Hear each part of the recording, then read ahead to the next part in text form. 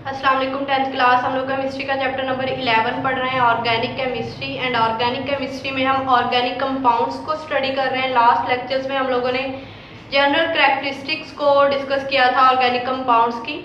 आज से हम लोगों ने स्टार्ट करना है सोर्स ऑफ ऑर्गेनिक कंपाउंड, यानी ऑर्गेनिक कंपाउंड हमें कहाँ से हासिल होते हैं, इनके सोर्सेज क्या हैं। ठीक है, तो चैप्टर के स्टार्ट में हम लोगों ने पढ़ा था कि ऑर्गेनिक कंपाउंड का जो मेन सोर्स है वो है एनिमल्स एंड प्लांट्स। ठीक है, तो अगर हम लिविंग प्लांट्स की बात करें, लिविंग एनिमल्स की बात करें, तो लिविंग एनिमल्स एंड प्लांट्स जो है वो सोर्स है ऑर्गेनिक कंपाउंड्स का। एनिमल्स में मेन टू ग्रुप्स हैं ऑर्गेनिक कंपाउंड के, वो है प्रोटीन एंड फैट्स। हमें एनिमल्स से प्रोटीन एंड फैट्स मतलब हासिल करते हैं हम उनसे, और ये प्रोटीन एंड फैट्स जो है ये ऑर्गेनिक कंपाउंड का सोर्स है। ठीक है, यानी प्रोटीन एंड फैट हमें एनिमल्स से मिल रहे हैं और इन प्रोटीन्स और फैट्स में ऑर्गेनिक कंपाउंड्स होते हैं।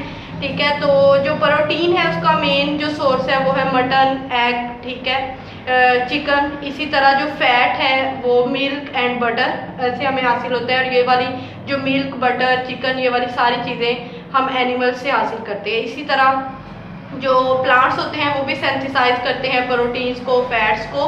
तो ये हम लिविंग प्लांट्स एंड एनिमल्स की बात कर रहे हैं। आपकी बुक पे पेज नंबर 60 पे जहाँ से source of organic compound topic start हो रहा है, वहाँ फर्स्ट पैसेज में यही वाली सारी बातें लिखी हुई हैं कि ये हम अगर लिविंग एनिमल और प्लांट की बात करें तो ये वाली सारी चीज़ें हमें लिविंग एनिमल एंड प्लांट से हासिल होती है। अगर हम डेड एनिमल्स एंड प्लांट्स की बात करें, ठीक है, तो जो डेड एनिमल्स एंड प्लांट्स होते हैं जो बरीड हो जाते हैं अंडर द अर्थ क्रस्ट, ठीक है, तो स्लो बायोकेमिकल प्रोसेस होते हैं under high pressure and high temperature under earth crust, यानी अर्थ क्रस्ट के नीचे under high pressure and high temperature पे बहुत slow and continuous biochemical process होते हैं, और उन बायोकेमिकल प्रोसेस के नतीजे में हमें ऑर्गेनिक कंपाउंड हासिल होते हैं। ठीक है, जो डेड एनिमल्स एंड प्लांट होते हैं ना वो कन्वर्ट हो जाते हैं टुवर्ड कोल, टुवर्ड पेट्रोलियम, ठीक है, या इनटू गैस। ठीक है, अब ये जो कोल, पेट्रोलियम एंड गैस है ना, ये मेन सोर्स है ऑर्गेनिक कंपाउंड का। हम ऑर्गेनिक कंपाउंड कोल से हासिल करते हैं, पेट्रोलियम से हासिल करते हैं एंड गैस से हासिल करते हैं। ठीक है, तो ये वाली सारी चीज़ें हम लोगों ने सोर्स ऑफ ऑर्गेनिक कंपाउंड में वन बाय वन स्टडी करनी है। अब कोल से हम ऑर्गेनिक कंपाउंड किस तरह से हासिल करेंगे, तो एक प्रोसेस होता है डिस्ट्रक्टिव डिस्टिलेशन। ठीक है, तो उस प्रोसेस से बहुत सारे मतलब स्टेप बाय स्टेप ये वाला प्रोसेस होता है। इसी तरह पेट्रोलियम से हम ऑर्गेनिक कंपाउंड कैसे हासिल करेंगे, तो एक प्रोसेस होता है फ्रैक्शनल डिस्टिलेशन, और उस फ्रैक्शनल डिस्टिलेशन जो प्रोसेस होता है उसमें बहुत सारे स्टेप्स होते हैं। पेट्रोलियम को उन तमाम स्टेप से गुजारा जाता है और फिर हमें organic compound one by one उसमें से हासिल होते हैं। इसी तरह गैस को भी हम इसी तरह से यूज़ करेंगे। तो जो पहला यहाँ पे सोर्स है वो है कोल। ठीक है, पेज नंबर 61 पे ये टॉपिक आपकी बुक पे मेंशन है कि कोल जो है ये किस तरह से ऑर्गेनिक कंपाउंड का सोर्स है। तो पहले हम पढ़ेंगे कि कोल बेसिकली है क्या, ठीक है, फिर हम पढ़ेंगे कि कोल से हम ऑर्गेनिक कंपाउंड किस तरह से हासिल करते हैं। तो जो कोल है वो ब्लैकिश, एक ब्लैक कलर का कम्प्लेक्स मिक्सचर है। ठीक है, यानी बहुत ज़्यादा कम्प्लेक्स मिक्सचर है।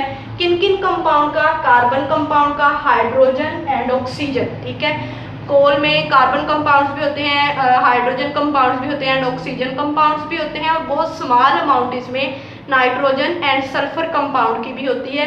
ये वाली सारी चीज़ें कोल के जो टॉपिक में one by one her line में मेंशन है, जो यहाँ पे मैं डिस्कस करूँगी। Found by decomposition of dead plants buried under earth crust millions of years ago. अब कोल बनता कैसे है, फाउंड का मतलब ये कैसे बनता है, जब dead plants and animal buried हो जाते हैं अंडर द अर्थ क्रस्ट में मिलियंस ऑफ ईयर, जो ड्यूरेशन होगी इन प्रोसेस की वो मिलियंस ऑफ ईयर्स होंगे, यानी बहुत ज़्यादा लाखों साल में ये वाले प्रोसेस होते हैं। बहुत स्लो एंड कंटिन्यूस ये प्रोसेस होते हैं।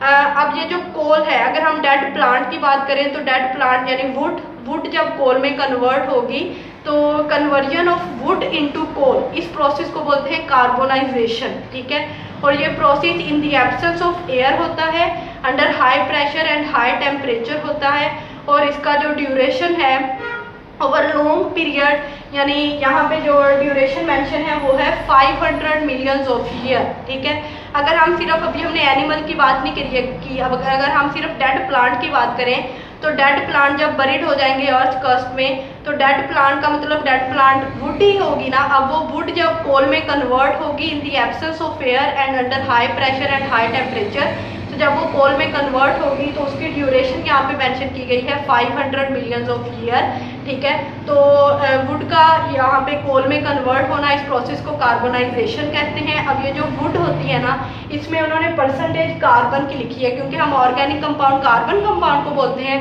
तो हम सिर्फ कार्बन एलिमेंट की अगर बात करें तो वुड में 40% कार्बन एलिमेंट होते हैं, ठीक है। और यहाँ पे इसी कोल में कार्बन कंटेंट को, कार्बोनाइजेशन प्रोसेस को, ठीक है, वोलाटिलिटी और मॉइस्चर को, इन तमाम चीज़ों को बेसिक बना के जो कोल है ना, इसकी 4 टाइप्स मेंशन है पेज नंबर 62 पे आपकी बुक पे, ठीक है। और वो जो 4 टाइप्स हैं कोल की, वो हम नेक्स्ट लेक्चर में स्टडी करेंगे। कोल वाला टॉपिक हमारा इस लेक्चर में अभी कंप्लीट नहीं हुआ। स्टार्ट से आप लोगों ने इसको देखना, जब स्टार्ट करना है पहले अच्छे से समझना है, रीड आउट करना है। ये वाली सारी चीज़ें, बेसिक चीज़ें यहाँ पे मैंने मेंशन की हैं कोल टॉपिक में।